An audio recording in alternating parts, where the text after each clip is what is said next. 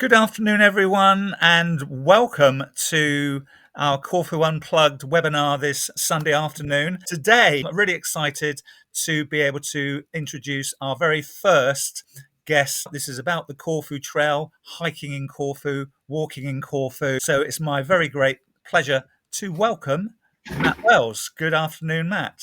Good afternoon, David, and thank you very much for having me. And Pleasure. Free to answer any questions that any member wants to throw at me. If I don't know the answer, I will give you an honest answer and I'll say I don't know because I didn't experience it. Because when it comes to technical things like hiking, there's nothing worse than giving someone your opinion on what is not factual, if that makes sense. So if I answer a question, it will be because I've been there, I've seen it, I've done it, I've experienced it. If I haven't, then I'll just say it didn't happen to me, or it didn't happen for me whilst I was on the Corfu Trail. Or if it's anything else I don't know, I'll just say I don't know. But I think I've got pretty much all bases covered. Fantastic. Okay, well, let's get started and kick off. I'll start with an opening question. Matt and I, well, we've not actually ever met in person, but Matt's been a member of our Corfu Unplugged Facebook group right from the very start, actually, when we launched at the end of January. But I first heard about Matt several years ago. Was it? I think it was 2021. Was it, Matt? That Yes. You actually walked the Corfu Trail. And what Matt's known for is lots of people have obviously walked the Corfu Trail in the past and walked the whole length of it, and probably have done it within 9 days or thereabouts. But what Matt did was he actually video blogged or vlogged his entire journey each and every day for the whole length of the trail, starting, of course, down in Aspro Kavos and on the south coast, and ending up in St Spyridon on the north coast. We'll give you links later. And if you don't know about Matt's YouTube channel, we'll share that with you. I encourage you to actually watch Matt's videos if you haven't, because it actually gives you the opportunity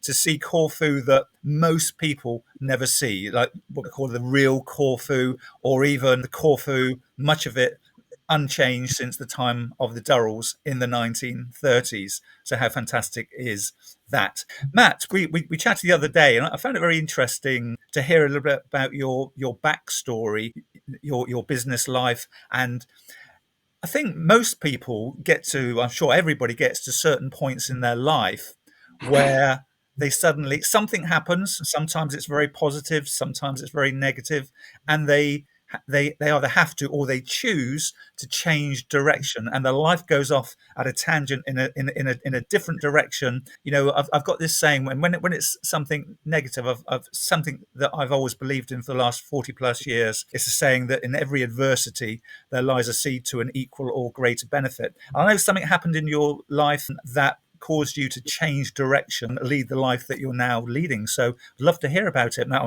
I'm sure our attendees would love to hear about it. It doesn't really start with the best introduction. For me, it happened in 2019 when my mum died. She was only 76 and she was diagnosed with Alzheimer's at the age of 70. So we only got 6 years out.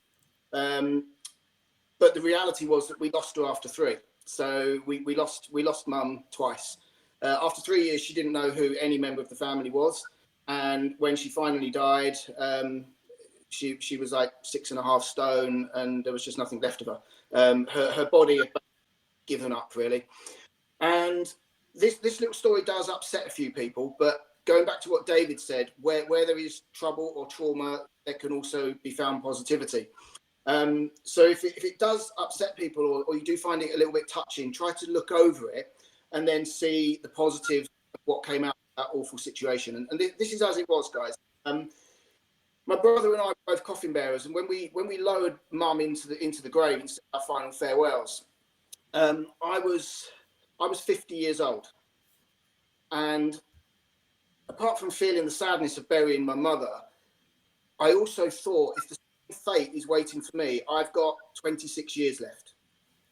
And it's taken me 50 years to get here. And it was that moment where I just thought 26 years is not actually a long time. And all these thoughts were rushing through my head about all the things that I wanted to do, all the things that I'd thought about doing, all the things that I'd planned to do, but never got around to doing them because I was too consumed in running my businesses. wrapped up in self-importance, thinking that running a business or businesses was the ultimate be and end all, and actually realizing that there was more to life.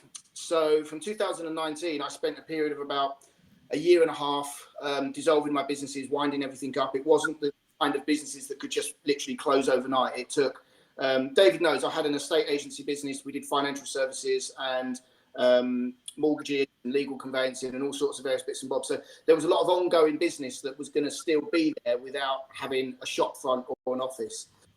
So it took me about a year and a half to wind everything up. And it was during that period I started to draw up things that I needed to do before it was too late. And the year before, by 2020, we just took a family holiday with some friends to Cassiope. And one of the chaps that came with us was also very much into hiking. He was ex-military, so he didn't want to just sit around the swimming pool all day twiddling his thumbs, topping up his tan. He wanted to put a rucksack on and he wanted to go and explore. And of course, he realised that I also liked hiking as well. We rucksacked up one day, and while the women and children enjoyed the pool life and stuff, we went off, and from Cassiope, we started exploring the mountains in the general direction of Mount Pantocrator. And because I'd been to Corfu plenty of times before, I kind of knew roughly where everything was. I knew that if we went up this way, we could kind of get to Old Brythia, and that way it would take us to another little village, and so on and so on. So we just headed off up into the hills on these old donkey tracks and these little footpaths. And then we stumbled across these yellow splodges of on logs and boulders and painted on the corner of buildings and various splodges of paint on the tarmac. And it was only when we actually got back to the hotel, we started looking into what they were. And we asked one of the barmen, I think it was, like, what are these? Like, we've been following this trail. There's these little splodges of yellow paint everywhere. And he was like, the Corfu Trail. And I'd never heard of the Corfu Trail. So this would have been 2020. But actually, the Corfu Trail was formed in 2001 by a group of residents. Hilary Patati, I think, was one of the ladies that formed it. And it was basically just put together to create a long distance footpath that would give walkers and hikers the opportunity to see Corfu off the beaten trail. So it's not actually a recognised long distance footpath as you would have the Cleveland Way or the Pennine Way or the Icknield Way or the Ridgeway. It is basically a bit of a secret, but it's become over the last few years a bit of a bucket list for long distance hikers. And I've done a lot of the long distance National Trust trails. I did the Cleveland Way, I've done the South Downs Way, I've done sections of the Icknield Way, I've done all around the lakes in Lake Windermere. But it's not actually recognised, but it has become very, very, very popular with long distance hikers and backpackers from all over the world. So I decided that I wanted to do the Corfu Trail, and Mike, who was the guy that was out with me on that day, couldn't commit to it. And I spoke to Emily, that's my wife, and just out of courtesy, I was like, do you want to do this with me? And she was like, I would rather bury my head in a bucket of hot tar than spend 9 days hiking in extremely hot temperatures. So I said, well, there's just one thing left then. I'm going to have to do it on my own. And by then, without all the burden of having my businesses, I was free to do what I wanted to do. And I had about a year and a half where I was basically just dining out on the profits from the businesses that I had. So I didn't really have a job, but I still had money coming in from sales that were going through. So I spent about a year and a half spending the previous year's profits on doing my bucket lists, which was the Cleveland Way, mountain biking the South Downs Way, the Icknield Way, walking around Lake Windermere. And then I thought, right, I'm just going to do the Corfu Trail. So I did a bit of research on YouTube, found quite a few videos, but just little clips. But it seemed to be a lot of people sitting at a bar at the end of the day drinking a mythos without there being very much information about the Corfu Trail. And some people had condensed the whole trail down into 30 minutes. And I thought, well, this is 100 odd kilometers. You can't condense 100 kilometers of off-road hiking into 30 minutes. So I didn't really find much information on YouTube. By then I started to work on my YouTube channel, and just for licensing purposes, it's not monetized. So people that go to my channel go there to watch my videos. I don't make money from it, just to make that really clear. There are adverts that crop up in some of my videos, but that is simply because they are high viewing videos. But I choose not to monetize my YouTube channel. It's simply a way of documenting the things that I do. So whilst I was researching the Corfu Trail, I came across this. And anyone that's walked the Corfu Trail, researched the Corfu Trail, will have stumbled across this. And it is basically known as the Gillian Price Guide. And this is the Holy Grail. This is the Bible for the Corfu Trail. So I ordered a copy of this guide and very quickly started to look through it. That was what was interesting to me, because that is the route, plus the little diversion that you can do down to Barbati, which you can actually go from here and down to the coast and then join back up. But I didn't do that bit. So I then started to put together my own itinerary, and the guide quotes 12 days. So I looked at it and I thought, well, let me see if I can do it in 10, and then I condensed it down to 9. Not because I wanted to set a new world record doing it in 9 days, because I'm sure someone 9 days, but I just thought 9 days, I can go out to Corfu for 10 days on my own, and then my wife, Emily, and Dylan will join me on day 10 of the Corfu Trail in Cassiope, and then we would spend a week in Corfu as a family whilst I recovered and told them all about the Corfu Trail. So I basically flew out 10 days early, walked the Corfu Trail, having one rest day in Pelikas, and then I finished in St Spyridon, and then got a taxi down to Cassiope, and then later that evening, Emily and Dylan flew into Corfu Airport and joined me in Cassiope for a week's family holiday. So that's kind of how it all came about. So if you can remember all of that, then thumbs up. But that was where it all started, and I just thought, if I'm going to do it, I'll just do it on my own, and that is what I did. And as I said, I didn't really find much on YouTube, so I set out to create a series of short films that would not only be informative, but share parts of Corfu which you can only see from the Corfu Trail. That is a fact, David, isn't it? And you will know that if you go away from the tourist spots, you know, everyone can drive to Pelikas, or everyone can drive up to the top of Mount Agiadeca, everyone can drive to Cassiope or stand by the harbour in Cassiope or wherever. But when you're walking along an old ancient byway or a donkey track that used to connect the village to the chapel, and that used to be the only way to get from the chapel, you're seeing panoramas and views and things that can only be seen from the footpath. And that's what mesmerized me the most about the Corfu Trail, is that I was walking on a fairly untrodden trail, and that is quite clear.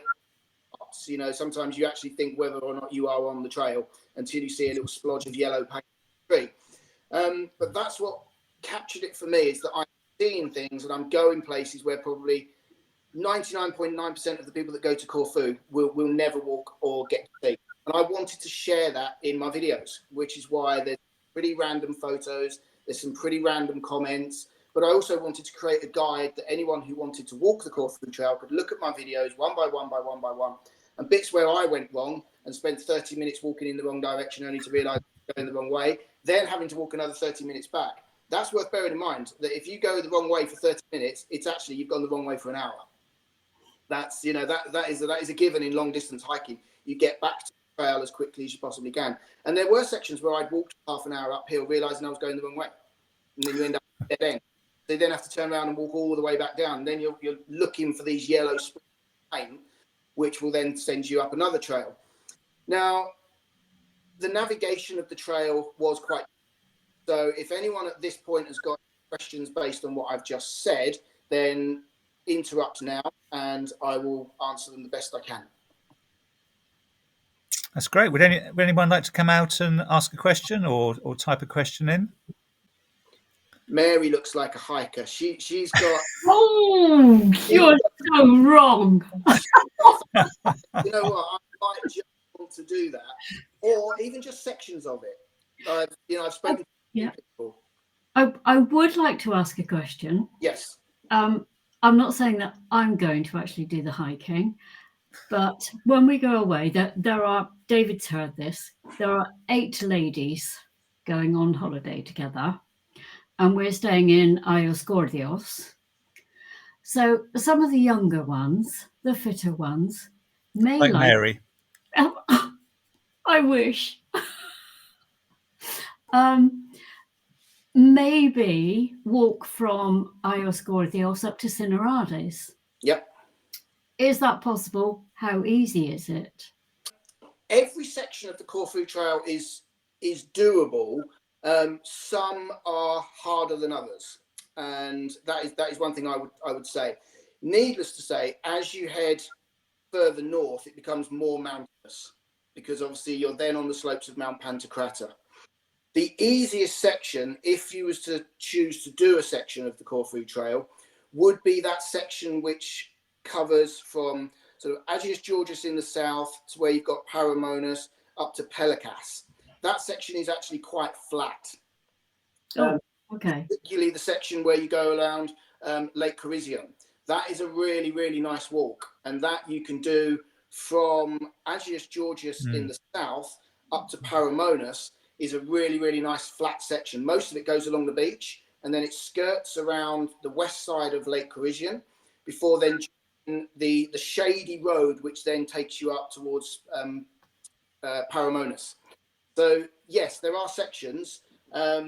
If you wanted to like fire that across to me in a thing below, I'll go over that section of the video again and then look at it and then point you in the direction of just be careful because there's a big hill or a big climb there. But generally speaking, that section in the middle that shows predominantly that west coast section there is generally quite flat. Well, that sounds positive. Yes. Can I just interject there, Matt?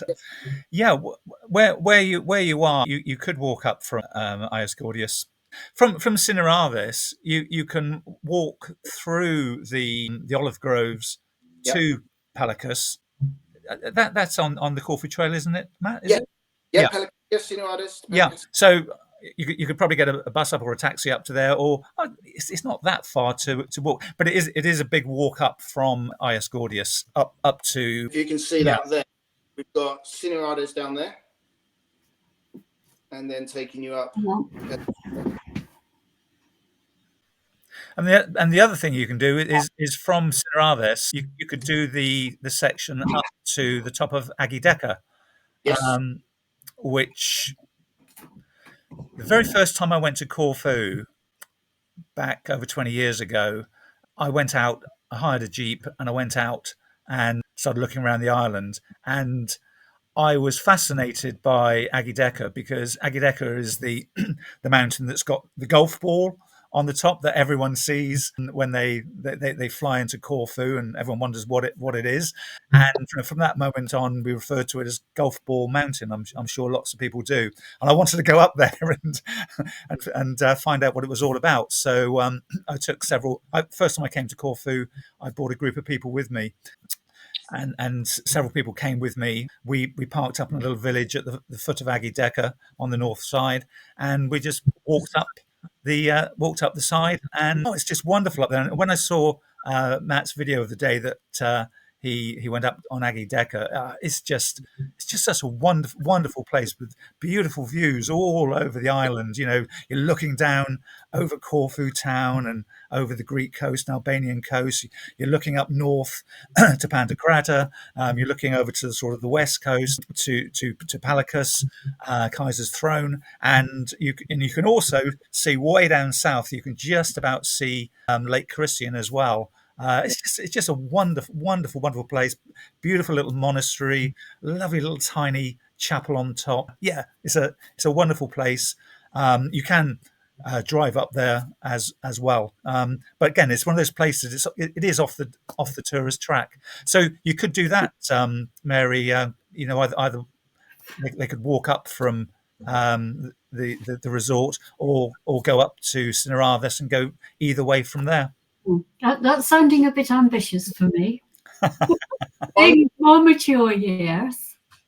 What I would say, David, the section from Daphnata up to Golf Ball Mountain, as we'll call it, it's quite a technical section because as you leave the village of Daphnata, most people, if you decide to end that day in Daphnata, you would stop at Costa's place, which is he's one of the patrons of the Corfu Trail, who now volunteer to maintain it and then support people who get stuck out on the trail.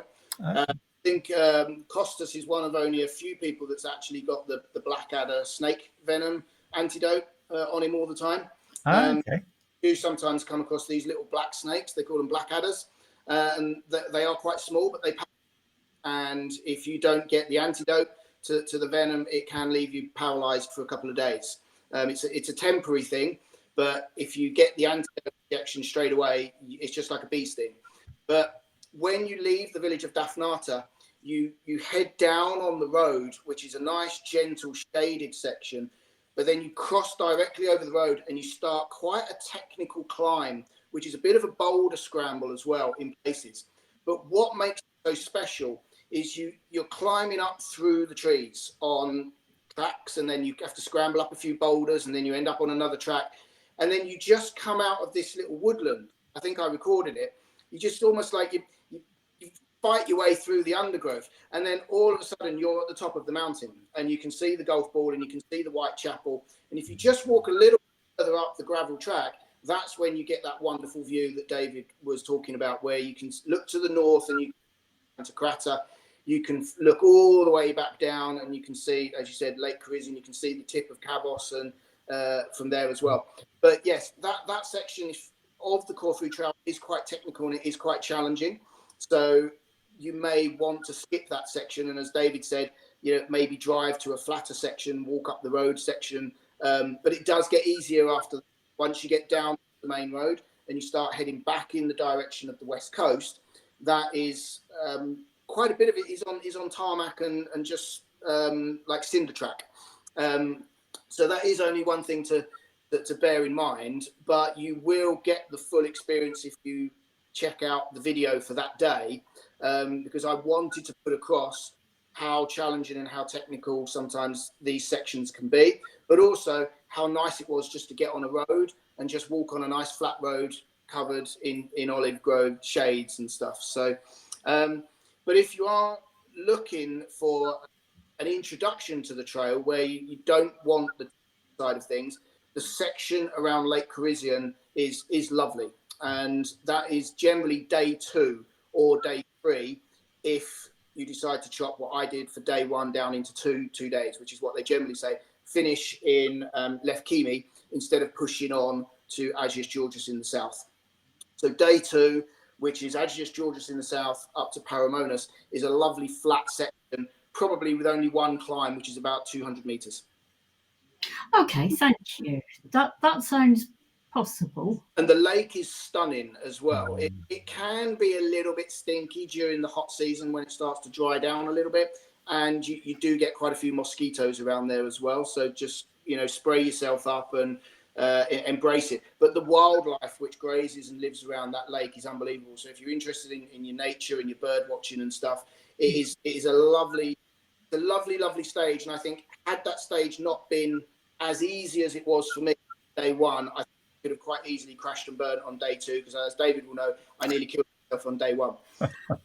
Because you will probably remember June, July 2021 was when the Greek islands were basking in the heat wave with all the wildfires, and on day 1 temperatures were reaching 38 degrees by midday. That actually Leslie asked the question, what time of season, what time of year was it that you went? Yeah, June. The hottest time of year in a heat wave where a lot of the Greek islands were on fire due to the heat. A bit silly in hindsight, but I do like the heat. Going back to Leslie's question, when did I do it? Yes, June 2021. Most people tend to go April or May, and most people then tend to do September or October and then get the last flight out of Corfu. The only downside, as you all know, there is a reason why Corfu is called the Green Island, is that because, as Leslie and Mark will know if they live on Corfu, around April and May, you can have some hefty old downpours of rain. So a couple who I assisted in their planning for the Corfu Trail went in May, and they were sending me pictures of them in waterproof and windproof clothing with walking boots and gaiters and hats on mud. Well, that's cheerful. Yeah, Seeing I'm going in May, and only for 4 nights. To be honest, the weather that year was very extreme. and the rain I believe was very heavy at the start of the season, and again at the back end of the season, and that middle section was just bone dry, and it was like that across a lot of the Greek islands. So I would say to people, try and avoid July or August if you don't like the heat, but it will probably be a little bit cooler than it was in 2021 because it was very, very extreme weather. And as I said, on some days the temperatures were almost peaking at 40 degrees by midday, which is I'm sure you'll be all right, Mary. The very first time I went, and when I fell in love with Corfu, it was May, and it was absolutely beautiful all week. We had one thunderstorm which lasted, as most people that know Corfu know, thunderstorms tend to be there and gone in no time at all. And then the sun came out, and it was beautiful for the rest of the week. Yeah, a thunderstorm would be very welcome. I do like a good thunderstorm. Fantastic. Now, one of the things about the Corfu Trail, Mary's highlighted it there really by asking that question, is that you can do.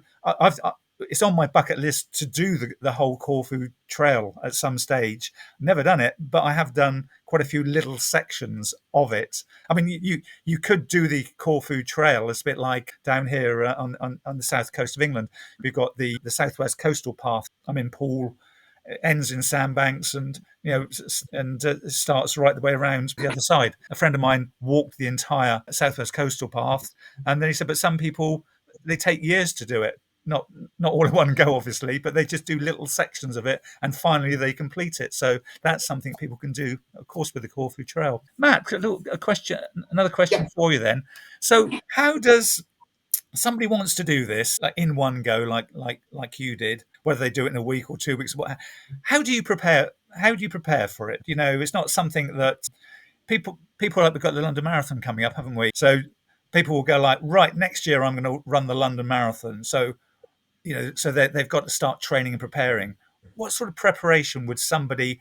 Let's take someone who's not necessarily that active, not massively into sport or anything, likes to go out and do a bit of walking. To them, a long walk might be 3 miles. How would they prepare, and how much in advance? What should they do to prepare for the Corfu Trail?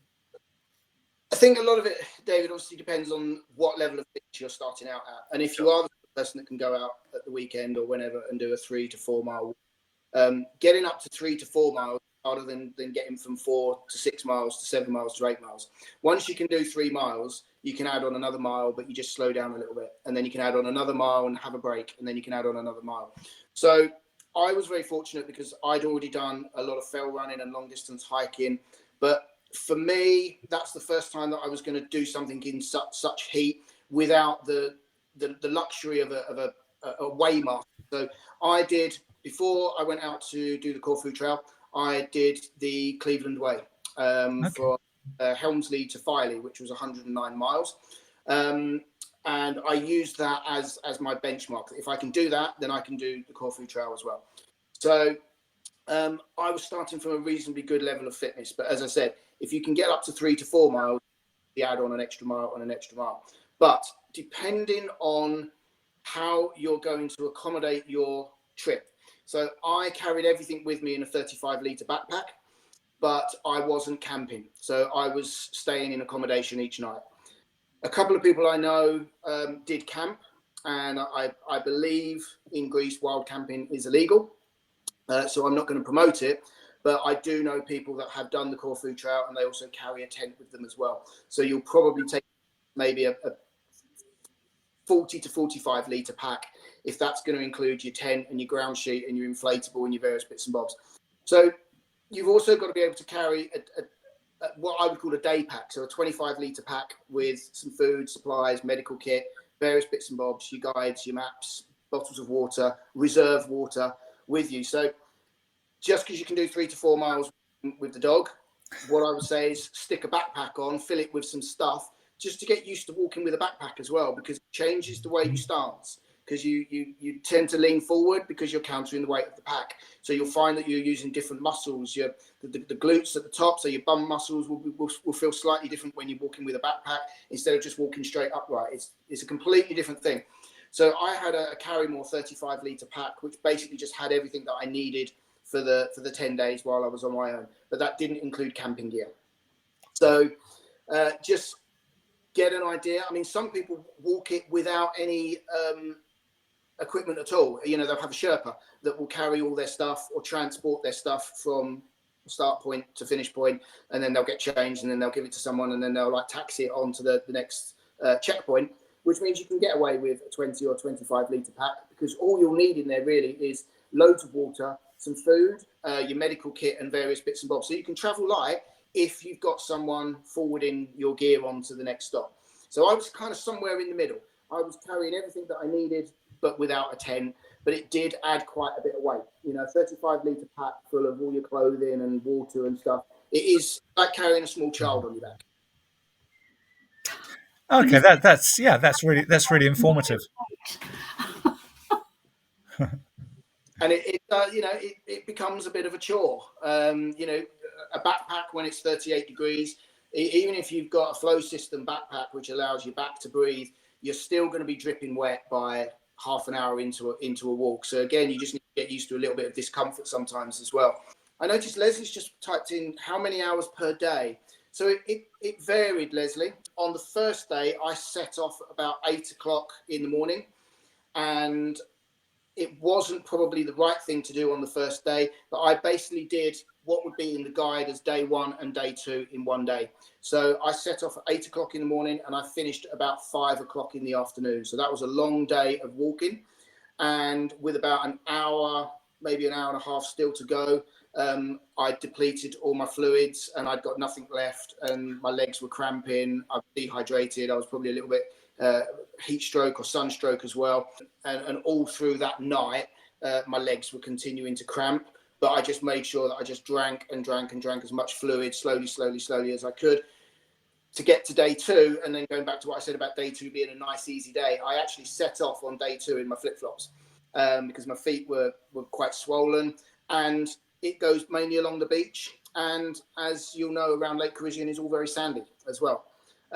So day 2, Leslie, was a nice short day. It was only about 3 hours. It was just a nice leisurely stroll up to the next stop. But I would say on average, probably about 5 to 6 hours a day.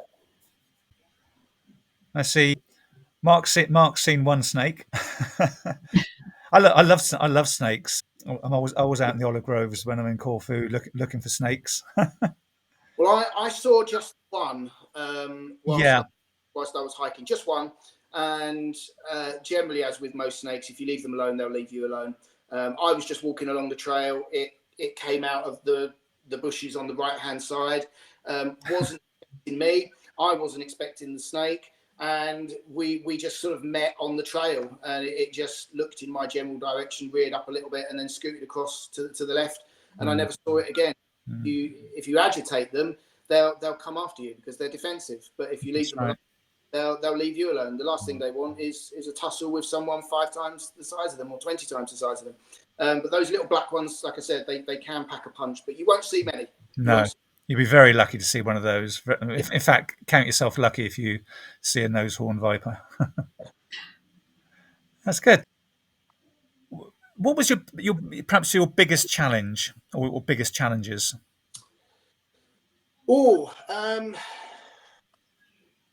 Biggest challenge was probably staying hydrated.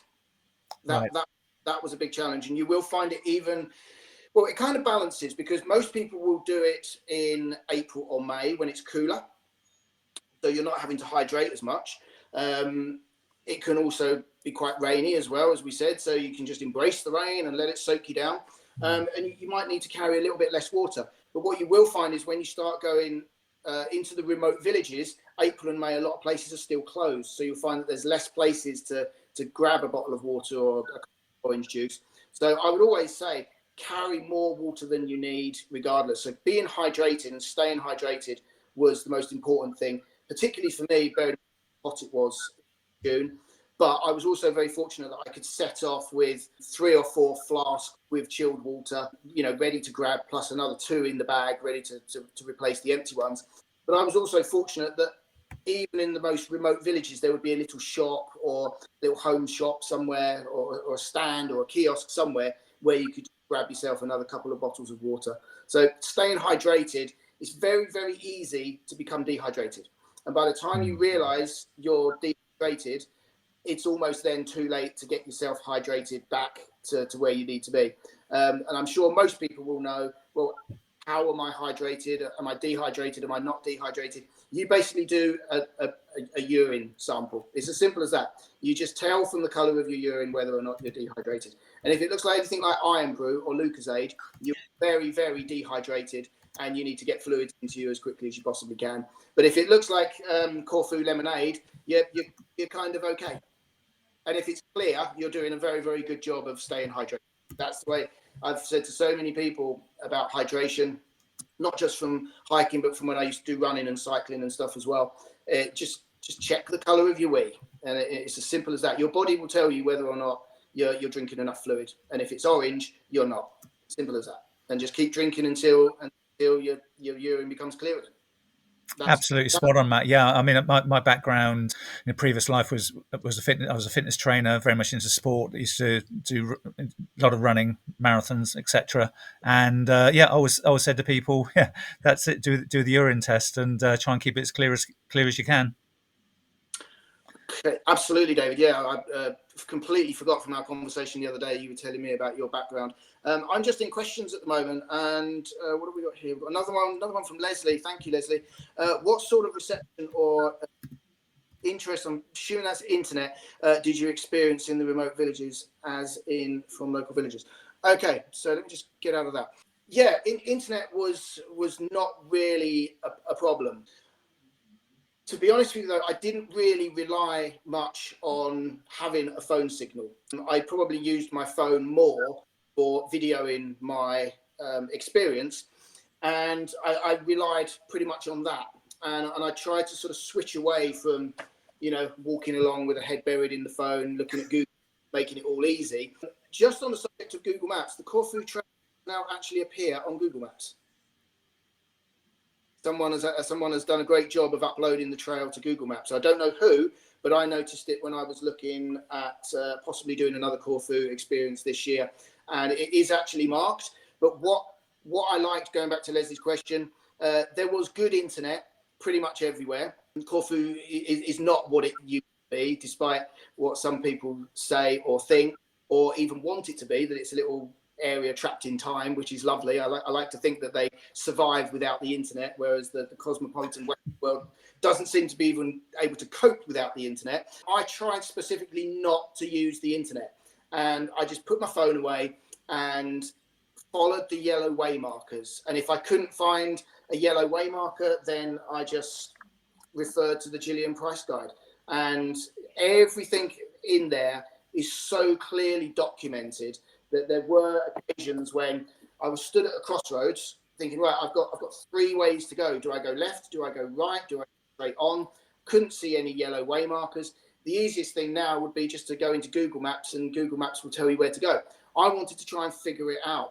So I would look into the Gillian price guide, and it would be so specific that it says, when you reach the crossroads at Leopardes, look slightly to your left and you'll see an old bucket.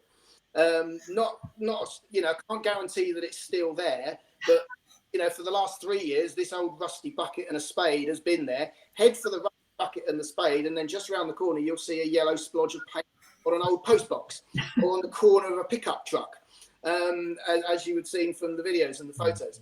So the beauty of it was not relying on the internet and not having that convenience of, right, this is going to make it really easy for me, because I didn't really want to make it easy. I wanted to explore the Corfu Trail and be able to say that with just me and this little book, I've nailed it. And the two just went hand in hand. But the beauty of standing there, scratching your head, thinking, I can't see any lodges of paint. Like, this is what I'm looking for. This is what is telling me whether or not I'm going in the right direction. But the beauty of it as well is not having an official sort of map or anything, is that these little splodges of paint make you laugh every step of the way, because they are painted on the corners of buildings, they're painted on steps, they're painted on trees, they're painted on boulders, and as you've seen, they're even painted on the corners of abandoned pickup trucks that have been there for years and years.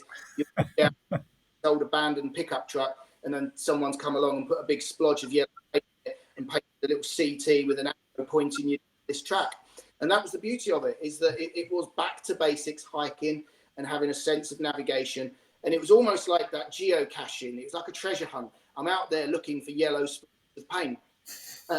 And that's what made it so beautiful, because if you've walked the coastal paths or the natural trust long distance footpaths in the UK, they're all beautifully hand carved pieces of wood in Cleveland Way, Icknield Way, with a little arrow pointing you that way. And there's one every 200 meters telling you where to go. But the Corfu Trail is very different. You've got to keep your eyes open all the time for these little yellow splodges of paint. So a bit of a long answer, Leslie, about the internet. But if you want to rely on the internet, and also the locals, I remember standing in the village. Which village was it? It's the village at the foot of Mount Pantocrator, on the southeastern side. What would that be? Let me have a look. Stavros? Yes, Stavros. Yeah, I remember walking around 15 to 20 minutes trying to find the yellow splodge of paint. And then I walked up this little back alley, and there was this gentleman just sat on the doorstep outside his house. And basically, he just did this to me. Brilliant. And I think he just felt I'd got a backpack on and I'd got hiking poles, and he just thought. So I just looked across, and then there was a little flight of concrete steps with a little splodge of yellow right down in the corner. And he was just like, and answering specifically Leslie's question, the reception that I got from everyone that I met along the way was as you would expect from the people that are so lucky to live on the island of Corfu. They just greet you with open arms. Some of them, okay, it's the same everywhere we go. Some of them want you to buy a salad, or they want you to stop and have a Coke and some chips covered in oregano or whatever. But you know, like the gentleman sat on the steps that just did that. You know, he didn't have to help me, but as you will find, not only in Corfu, but any of the Greek islands, the people are very, very welcoming, very receptive to people. And they appreciate the fact that you've taken the time to go to their island. And as you will know, as long as you immerse yourself in the way that they live their life, and you're kind and you're courteous, and you come up with a few Greek words, your kalispera, and stuff like that, they'll just help you out. But yeah, everyone I met in every village that I passed through, I always said kalimera, kalispera, yassas, and it doesn't take much, does it? It doesn't take much. Absolutely. Well, it was amazing. The people were beautiful. What was the highlight? It was a moment that actually reduced me to tears. Oh. So that would have been from Sakraki to Old Parithia. If you want to see the view, and I've kind of let the cat out of the bag there, the section from Sakraki to Old Parithia, when you go up the southeastern side of Mount Pantocrator, it is an absolute killer. It is so steep and so bouldery, so on the edge of the mountain in places that I was literally having to go sideways like that sometimes. And it was so hot, and it was really, really hot and clammy. But I reached this point just where there's the old abandoned church, which looks down over the village, and from there you can see the airport and everything. And I remember just stopping at the top, taking my pack off, and I just looked, and from there you can actually see the shape of Corfu. You can see right down the east coast. You can see Corfu town. You can see everything. You can see the airport. You can see the other side, the golf ball mountain, even to the point where you can see that lovely little point down there, right down at Aspro Kavos. So from up here, that was where I was kind of reduced to tears. And I think I said it in the video section. Yeah. Where I just looked out across the island, and I was like, how do you do this, Corfu? How do you drop that view without any sort of effort or whatever? And I just looked at that thinking, wow. But also it made me realize, because I could see where I'd started the walk from. Right, I could right down to the tip of Aspro Kavos where I started, and by then I was right up here. So I knew that all I'd got to do was get up to Old Parithia, which is where I was staying that night, drop down the other side, and then a nice leisurely walk along the beach. So when I got there, I thought, unless I seriously mess this up, it's in the bag and I'm home and dry.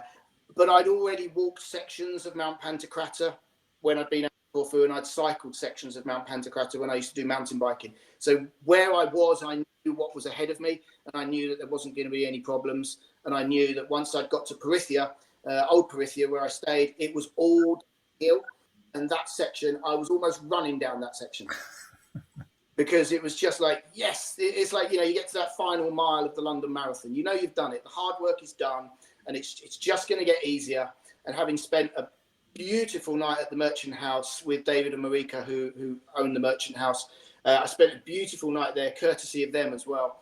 Okay, I've given them a few free promotions and plugs, and I've always told people to stay at the Merchant House if you go to Old Perythia. I spent an amazing evening in Old Perythia at the Merchant House, and I think I ate at Thomas Siriotis restaurant, Faros. I ate there and got really good friends with Thomas, and set off that day. So yeah, to me, it was when I got to that section, once I was at Mount Pantocrator looking down the island, I could see where I started, and I knew what was ahead of me, and I was seriously, That's fantastic. Yeah, I'm glad I asked that question. That's I remember seeing it on the video, and your reaction. I don't think we've got any more questions. I'll just finish with one last quick question. That is, what's next for Matt? Oh, what's next? Is this just Corfu specific? Or... No. Well, you can mention that if you want to. Which was nice. That was just a family break, just the three of us away. No hiking, just hire a car and exploring the island of Kos. Moving forward now, possibly another trip out to Corfu, June or July. But I've also got some friends who are sailors, and they don't know where they're going to be yet in June or July. So I might I've got an open invite to go and spend a week with them on their boat. August, the family, we are a sailing family, so we're off to Croatia to sail the Dalmatian coast out of Split. And then at the end of the year, we're back sailing again for Christmas and New Year in the French Caribbean of Martinique. So it's not just all hiking. The hiking is my thing. Sailing is the family thing. But I'm feeling a gravitation back towards Corfu. And I know, David, you and I spoke as well about doing it again, but maybe in reverse. Fantastic. It would be a completely different walk. But yeah, it's been a while. Corfu, it has something, doesn't it? Once you've been once, it pulls you back. Yeah, absolutely. That's absolutely fantastic, Matt. You know, I can't thank you enough for this afternoon. It's been so interesting. I could listen to you for another hour. I just finished by saying, back to the introduction, in fact, the first question that I asked you, and I mentioned that we all get to points in our life where we change direction, and unfortunately it was a negative thing that happened in your life, but in each and every adversity therein lies a seed to an equal or better benefit. You know, look at what your life is now, completely changed, doing some amazing adventures and sharing it with a lot of people. So thank you, everybody, for coming along. Thank you for your questions. I hope you've enjoyed it as much as I have. Thank you there, Leslie, for your comment there. And we must do it again soon. And thank you very much, Matt Wells, for today. Thanks, everyone. Thank you. Thank you so much.